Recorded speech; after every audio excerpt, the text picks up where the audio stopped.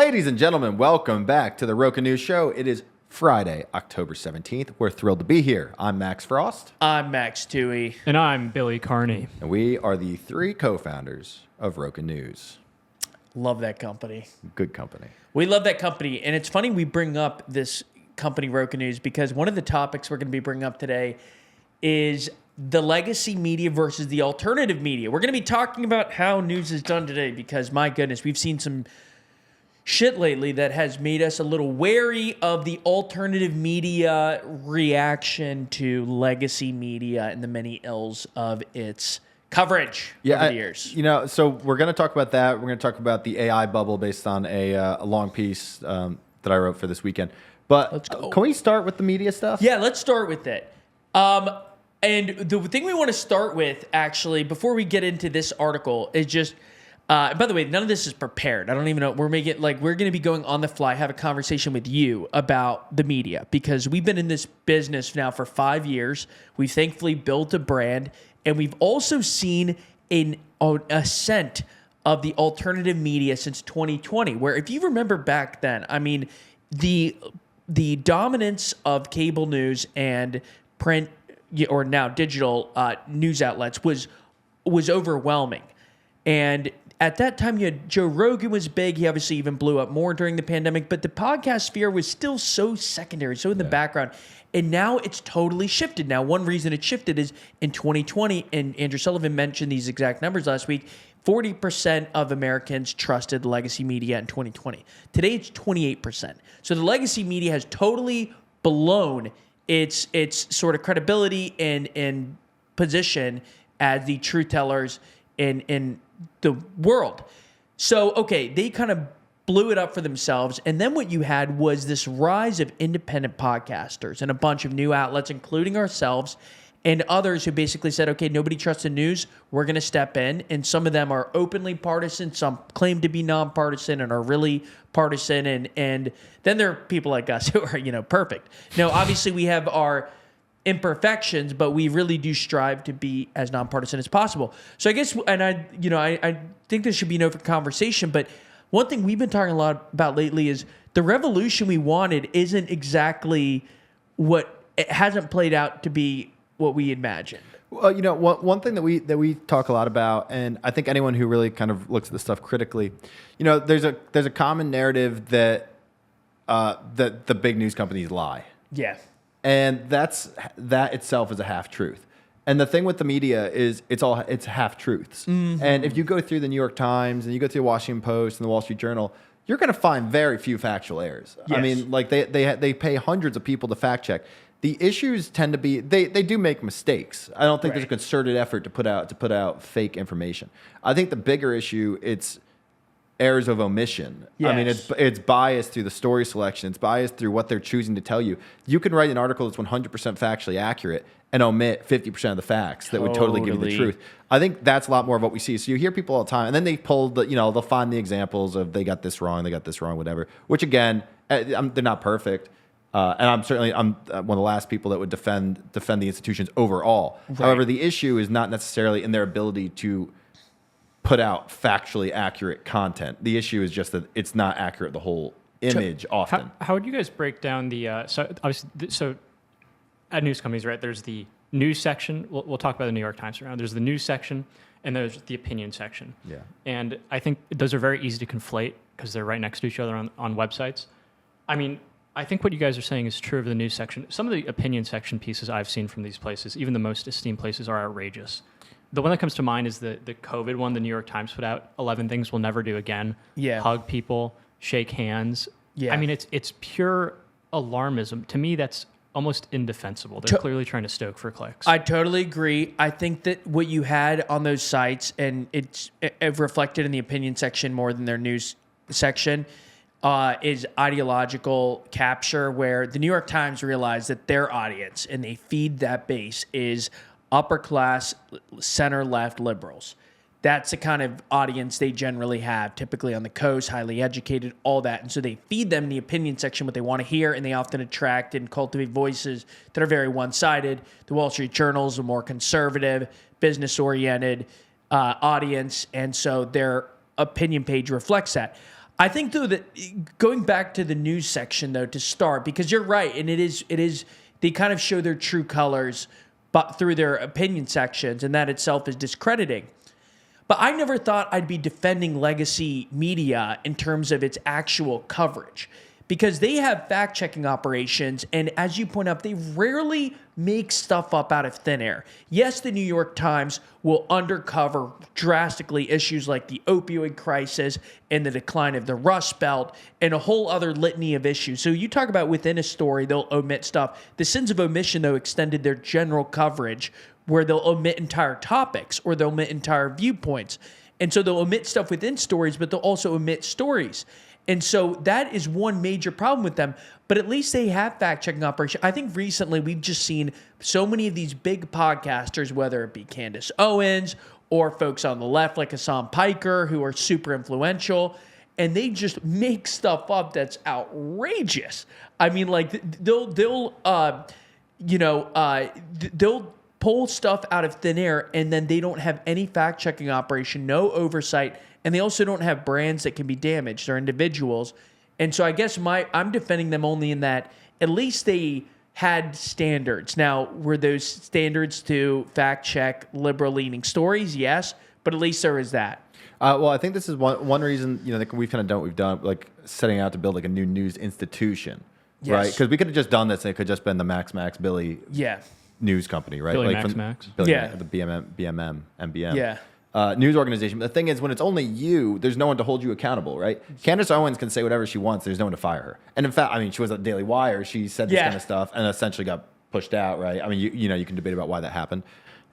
But when it's just an individual, it's up to you and your audience. And the fact is, audiences, if they like you, they'll look past your missteps, right? If you take a conservative audience and you get them the New York Times, they will find and nitpick every single thing they can about the New York Times. Any little, error, whatever they can find because they want to, right? Whereas you take that same audience and you give them Candace Owens content and, oh yeah, she missed that, but it's okay. She misses things once in a while. It's a totally different standard. And of course it's true for the left too, right? Totally. Like you take the left and you give them the New York Times, they'll look past every single egregious thing they've ever done. And then they'll nitpick every single thing that someone on the right does wrong, right? So that but I think part of it is having that institution behind you, and like the fact, like for us, like if we make something up, like we have people to hold us accountable within ourselves. Other people, it's up to them, and a lot of people just don't have the fortitude, I would say, to do that. I think one thing that annoys me is a lot of the people who are distrustful of legacy media. They'll always talk about like the business models of legacy media encourage clickbait and they encourage echo chambers, and both of those points are 100% true. And a lot of, I think where we're coming from is not saying legacy media is good, go back to it. It's saying that the alternative media response has some issues. And I would argue that I think at this point, alternative media podcasters have worse business incentives than legacy media outlets. If you think about Tucker Carlson, if you think about, okay, so legacy media outlets are essentially beholden to their audiences. They have to feed them what they want. Well, alternative media voices are beholden to both their audiences and the algorithm. So they have a twofold issue. They basically have two boxes they need to check. Tucker needs to tell his audience what they want to hear, and he also has to create a thumbnail and a title for whatever topic he's covering that makes it through the algorithm that people click on. And the algorithm's even more merciless than any sort of old form. So I think the alternative media business incentives are even worse. And you see that the truth is never boring with Tucker Carlson. He will only do extreme stories, crazy clickbait, holy shit moments, because that gets clicks. And I would add that if it's one person, your audience is narrow. You only have that one person's audience, right? Whereas theoretically, a good news outlet has a bunch of different voices, right? And you're getting that. I mean, the New York Times, like, as much as they're one of my least favorite institutions on earth, to be totally frank, they've got Ross Douthat, right? Like he's like a very intelligent conservative writer sitting right next to some of the wokest bullshit you could ever read, right? So, but like that's true. I mean, that's a wide range. Whereas if any of them were independent, it would be only the woke, only the conservative. That's it. Totally. And I think especially with the conspiracy crowd, and again, I don't want to come off as one of these like, actually, we need to go to Snopes fact check and verify what you're saying. I don't buy that at all. I think that legacy media has forfeited its trust for and deserves that deficit of trust that they now have. But I think that conspiracy crowds also benefit from having no accountability when they're wrong. It's kind of like the kind of like negative economic writer who predicted 13 of the last 2 recessions, where they'll always say a recession's coming, recession, and then once it happens, people are like, oh my goodness, I know where I heard that. Yep. But in reality, like a perfect example, a lot of the biggest conspiracy theorists in podcast world, they all said with certainty that when the Iran strike happened, that it would lead to World War III and that American troops would die and that we would have boots on the ground within months. I mean, Tucker predicted this, Candace predicted this, obviously Alex Jones predicted this, a lot of people predicted that. It just wasn't true. And they said it with such certainty and authority. And, that's just one of many, many, many examples of times they were totally wrong.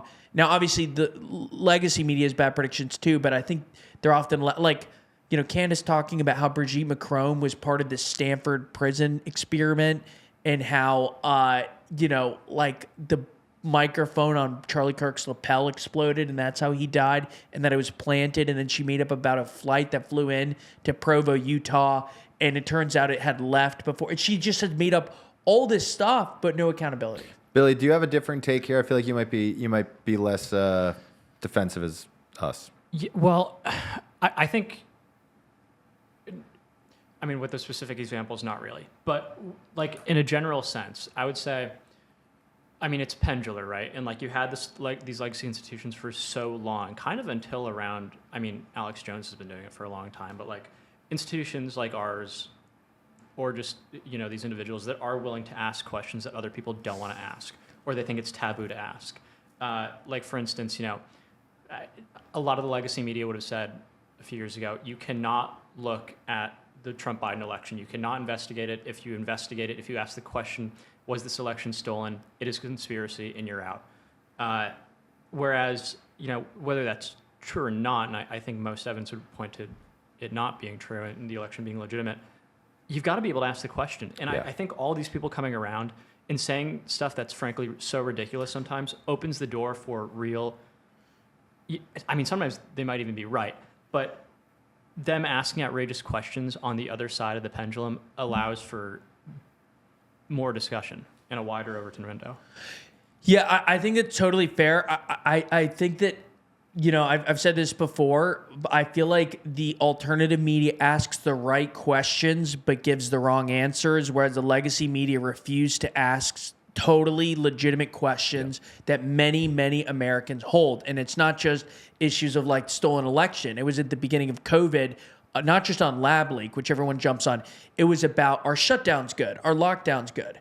That was the kind of question that that major news organizations weren't investigating with good faith. They weren't highlighting alternative viewpoints. How about outdoor transmission of COVID? How about the response to the pandemic, where the average age of people dying early on was above life expectancy, and the median number of comorbidities in New York among those who died was 3. I mean, and then you couldn't have any intelligent conversation about, well, should we handle kids the same way as adults?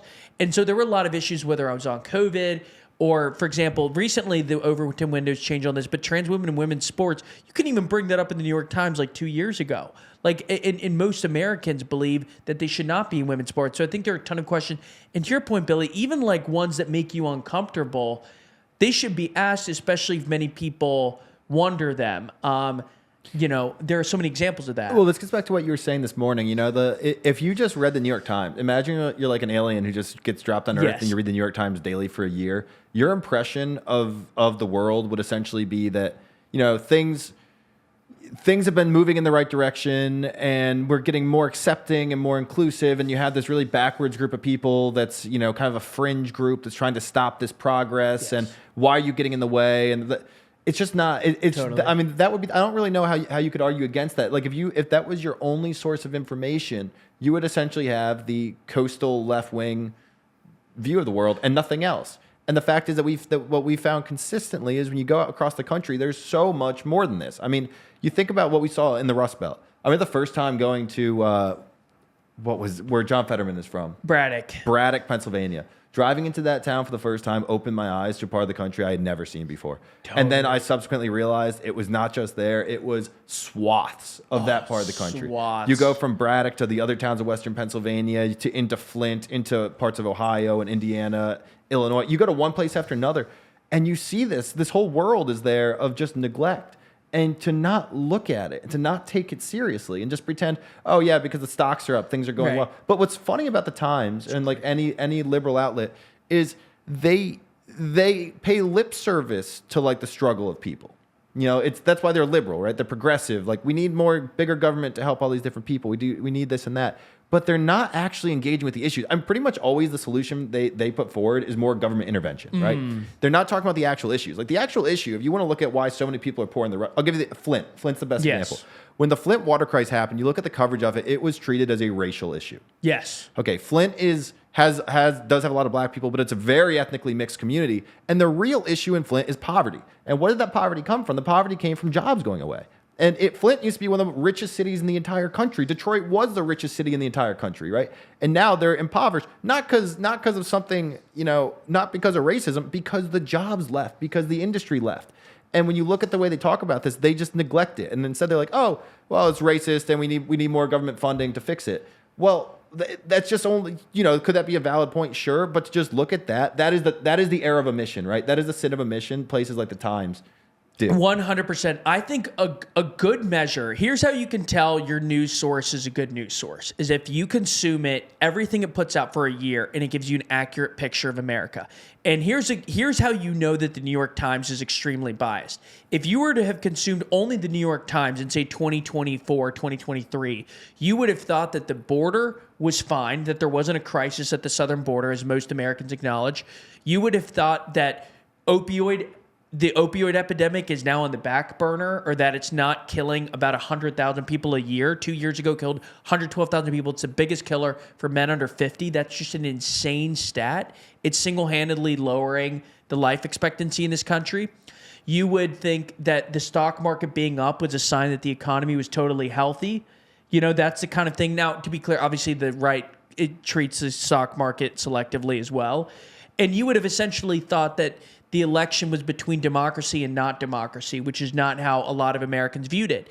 And so you would have had this worldview that was very, very narrow. Now, if you only consumed Fox for a year, here's how you know Fox isn't a good news organization. You think that every 8th grader had a bowl of milk outside their classroom for all the furries in the class to drink out of. You would have thought that migrant crime rate was 100%, even beyond the illegal crossing.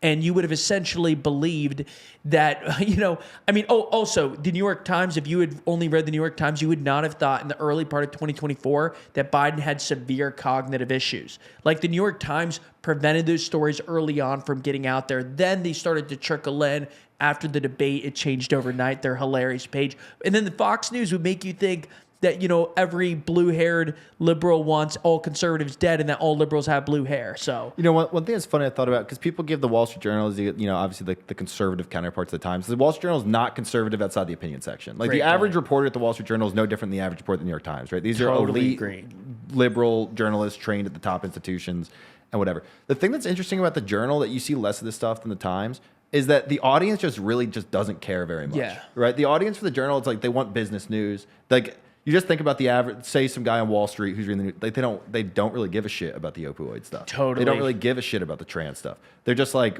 what's up with the markets? What's up? What's going to impact the country? What's like stuff like that. And which ironically, they end up getting screwed, right? Because had they actually kept up with some of these stories, other stuff, they probably would have had a better sense Trump was going to win, right? Totally. And so it is a disservice to them. But it's just funny. It's like when you look at the issues these other certain outlets care about, some it's because, like, I think the Times caters to a very liberal arts type audience, right? The Journal caters to a very, business audience. Yeah. So you have sins of omission in both, but kind of for different reasons, I would say. Dude, thinking back on it, not to, give ourselves a medal here, but I think of like a very good report card for a news organization is if you consume this news organization's content, would you have been surprised with the election result? And so if you read the New York Times, I think one thing that would have shocked you was how many minorities supported Trump. Yeah. If you had consumed Roca News and watched our videos, interviews across all this different swing states, and it certainly surprised me, you would not have been surprised with how minorities voted. We'd seen this over and over and over again in, in boroughs in New York like Queens and the Bronx that are predominantly minorities. We had seen from the migrant crisis that they had turned right, that they wanted to curtail immigration, that inflation was a huge issue, and that a lot of the woke culture issues were against their values. And again, if you had read the New York Times, I think 2024 would have surprised you. I think 2016 would have surprised you. And so, again, that's a good report card. And by the way, the alternative media doesn't even usually do like legitimate reporting, so they have less of this test. But you should also remember that most alternative media is purely reacting to news. They're not trying to create news and uncover anything in the country. I would say the one thing that's really difficult, I think, we acknowledge and we try to deal with. I think a lot of other places they don't even acknowledge it. One thing is that for most people, life is not very interesting. Like most people's lives are kind of like. I was thinking about my childhood growing up, right? Like grew up in a small town, things were fine, things were whatever. That life, that perspective is rarely portrayed anywhere in the media. Totally. Because why would it be, right? Totally. I still, despite what everyone says, everything about the shrinking middle class, all the stuff which is true, most Americans are still middle class, right? Totally. And like the average middle class American's life is not something that you're going to get 1 million clicks on YouTube. It's just not going to happen. Totally. So I think we have done some videos. We've tried to do this. We try to do this for sure. And I think certain videos we've done, like the one from the oil suburbs of Jersey, I think got into this a bit, but it is tough if you don't have like a good angle. I think another one we did was the one with the border communities down in New Mexico about just kind of like the Hispanic heritage. Yes. But like without that kind of thing, it can be tough to get that. And then you end up thinking everyone is really rich and really poor, and most people are not in the middle. When in reality, most people are in the middle, but no one's clicking a story that's like, in middle class America, things are good. Like we try to cover some of the good news, but you're right. There's inherently a bias. If even when you go to a town, and at least we're going to inner cities and rural towns, and in some cases rich towns, but even when you go to a town, you're not seeing the people again who have normal, happy lives. Like you're interviewing often people who are on the streets. And yes, we often get very wealthy people, or we try to mix it up, but it's still not, as you say, capturing that middle. And also, like, crime is a news story. Safety is not. Yeah. If you had a safe week, that's not something we'd report on. So we always try to, reflect that.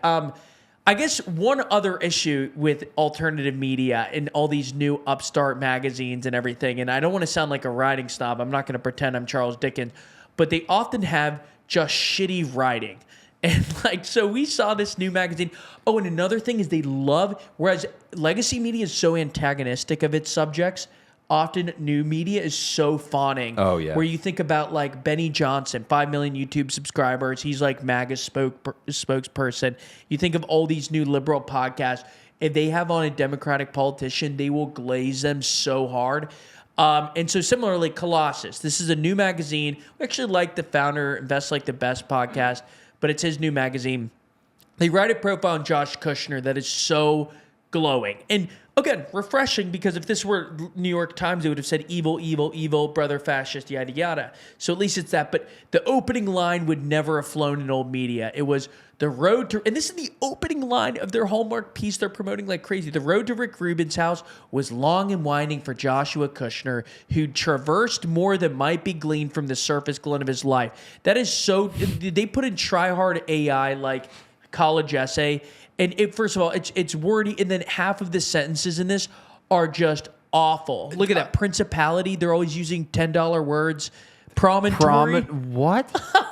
I'm telling you. Who tutelary magic. Who reads tutelary? They have promontory and tutelary used in the same paragraph here. And it's just not well written. I mean, who's this for? I don't know. It's for people on Twitter. TBPN. So there's this new show called TBPN, which is just this tech bro Silicon Valley show. Just got a cover story in the New York Times Sunday magazine. And it's basically a podcast for Silicon Valley types. And I'm sure the founders are fine, But like, it's another example of a show. First of all, that might be a Ponzi scheme. They get like 5,000 listeners an episode, and they're getting all these press because they buy billboards, and the two founders are really wealthy. And if this comes off like jealousy, it's because it is. No, I'm kidding. Where's my cover story? But I guess my issue with them is like whenever they interview a tech person, it's so friendly, it's a joke. And we are of the camp that you shouldn't be antagonistic of interview subjects, but you also shouldn't do the most fluff pieces. So we try to thread the needle between alternative media and legacy media. Hate to rant too much, but yeah. That gets back to the point about having an institution. Yeah. You think about the New York Times. Think about the New York Times.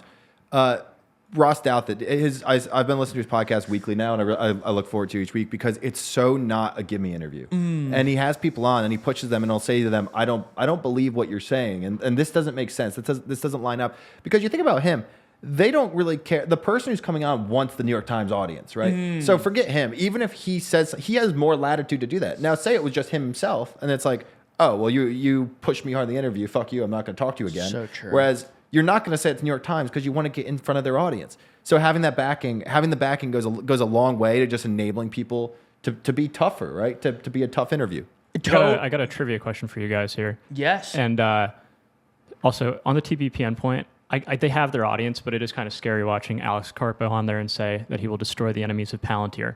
Anyways. Oh, that's right. And they kind of cheered it. Yeah. Hell yeah, take him down, baby. How much do you think, and this is a Grojo estimate, so maybe not exact, how much money do you think Colossus made last year? So they have Invest Like the Best, and then their magazine. So they've got that. They've got podcasts,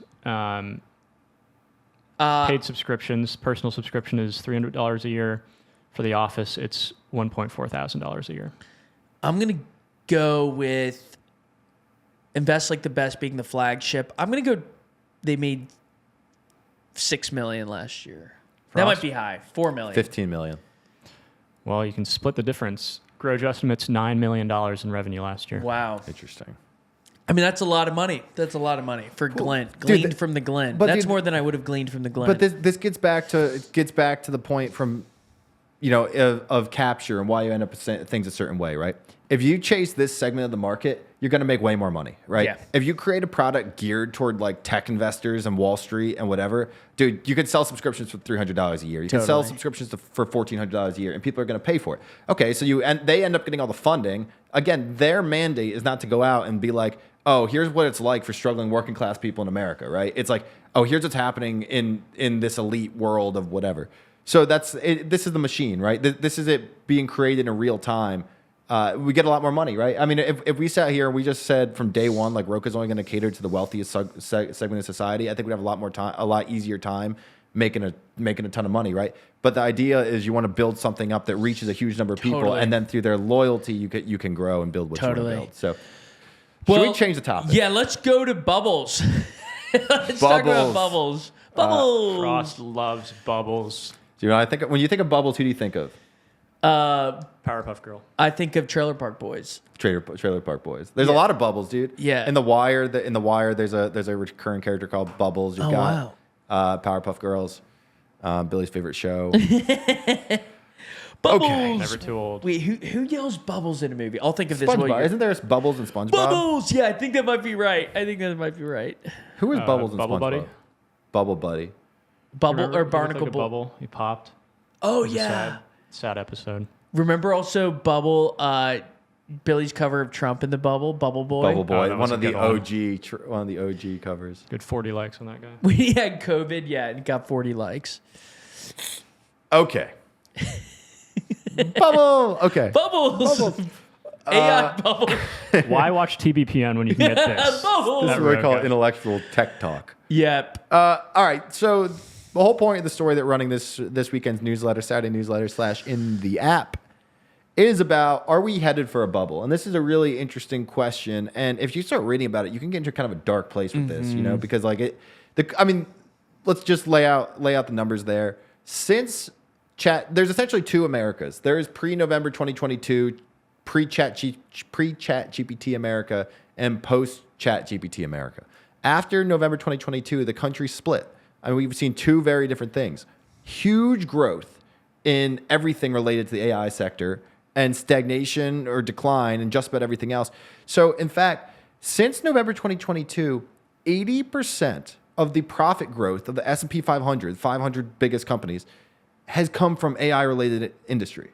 So if you take that out, it's the growth is not there. 75% of the stock market gains, 80% of the profit gains, and about 40% of economic growth. Now, those latter two numbers, those come from Morgan Stanley. They're the head of their wealth. Scroll down, Billy. I think it's the wealth division, wealth management division, right there. Wealth management's chief investment officer at Morgan Stanley. She's the one who calculates these numbers. I mean, this is as legit as it gets in the financial world. And she said it's, quote, a one-note narrative, which what this means, everything is dependent on AI. And the question is, will the bets on AI work out?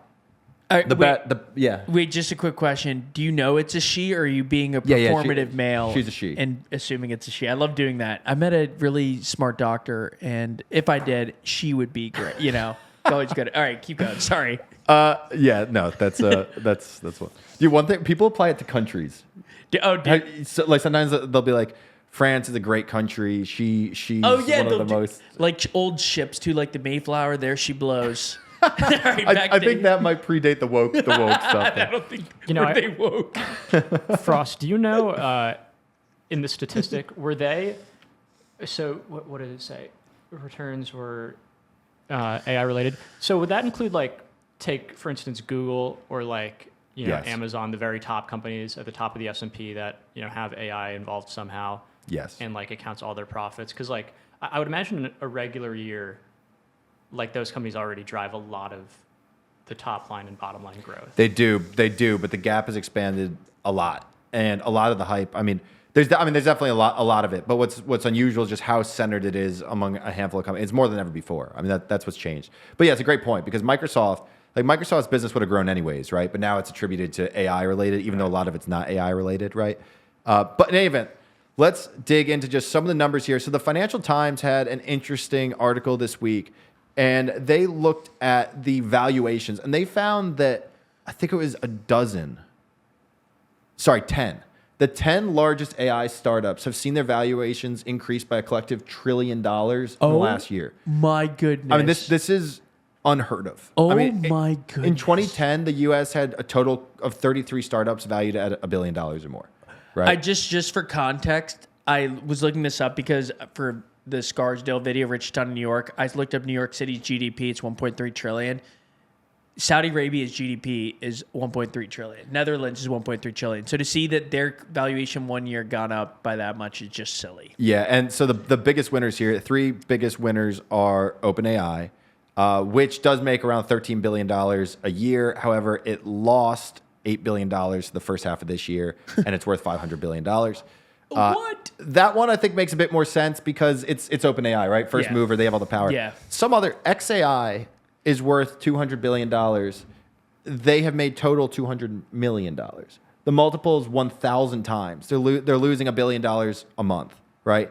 Anthropic. Is that because they're saying they're just going to put Grok and everything on No.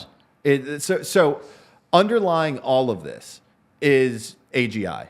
And everyone is just betting on who's going to get to AGI. A lot of people think Elon Musk is going to get to AGI, whatever he's doing before anyone else. And no one knows, right? So OpenAI has the lead, right? But like we saw with DeepSeek, the Chinese company, a while ago, this stuff can change overnight, right? Someone creates something, puts it out there, and it all changes.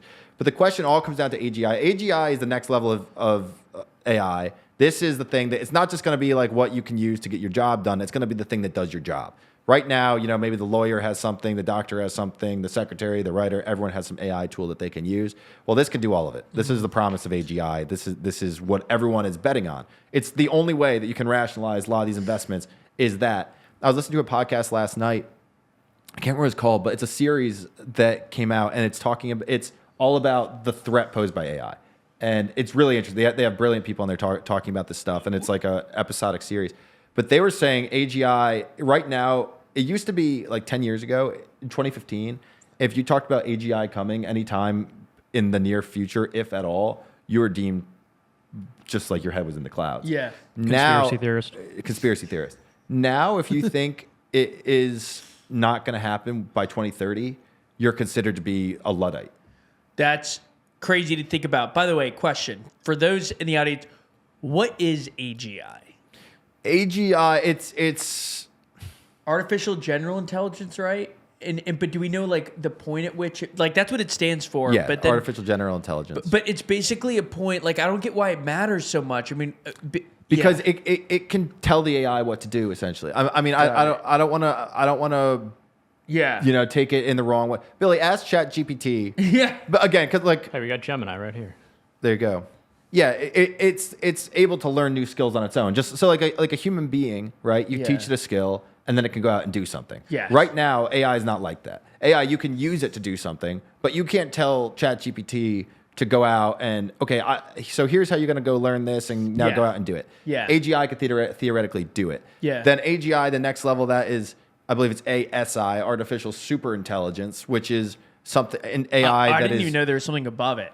Dude, that's where the stuff three gets really things above scary. it. Yeah. That's like officially cooked. That- Superintelligence is, I think, so intelligent that a human brain cannot comprehend what it's able to do. That's crazy. Yeah, and it would have all the intelligence of everything on Earth combined, essentially.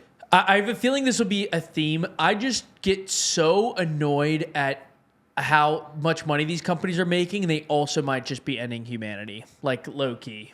Side note, they might be ending humanity. And then you got to wonder just why they're doing it. I know. I mean, if you know that this is the risk, and now this is something that some people, obviously a lot of people are talking about this, but even just to stay on the financial side of it. So it comes down to this. I mean, are they going to get to AGI, and are they going to do it before these bets go bust? Because OpenAI right now has committed to spending $1 trillion, right? They don't have anywhere near that money. So the only way that they're going to get to that, I believe it's $1 trillion in a decade. I have to double check that number. But the only way that they get there is if they make huge strides in AI and AI adoption. If they don't get there, all these bets that like NVIDIA, AMD, Oracle, all these different deals can fall apart. So they're building kind of a house of cards. And again, if it works out, great. And if it doesn't work out, we could be in big trouble. I guess the two are, on the one hand, this could easily be, in a Big Short knockoff in 10 years of how did we invest this much money at the most obscene valuations on the planet. But then it could also seem like, I remember, and this is when I knew finance wasn't for me, in the summer of 2016, interning in wealth management and reading about Amazon and Tesla at the time. And I remember Amazon's price, they've since done stock splits, but essentially its market cap was like $400 billion, and they were still not profitable. And, today it's a multi-trillion-dollar company, and you just couldn't imagine how it would get there. But people kind of bet that it was AWS and just their growth was that incredible. Obviously, Tesla, similar example. So it could just be, investors have learned from that, and they also see more of like a winner-take-all economy, I guess. But like it still seems absurd, doesn't it? So in this article, I looked at the kind of comparisons to the three other most famous financial crises. I would say I don't say most famous, but most relevant maybe. 2008 housing bubble. Quote the Big Short in there. Actually, you would appreciate that. 2000 .com bubble, and then 1929 Great Depression. Right. The same thing characterizes each one. Right. It's a sense of FOMO. The thing is, in 2008, it was FOMO about real estate, and it was FOMO about everyone wanted to get in on trading these mortgage-backed securities and everything. 2000, obviously, it was the .com stuff.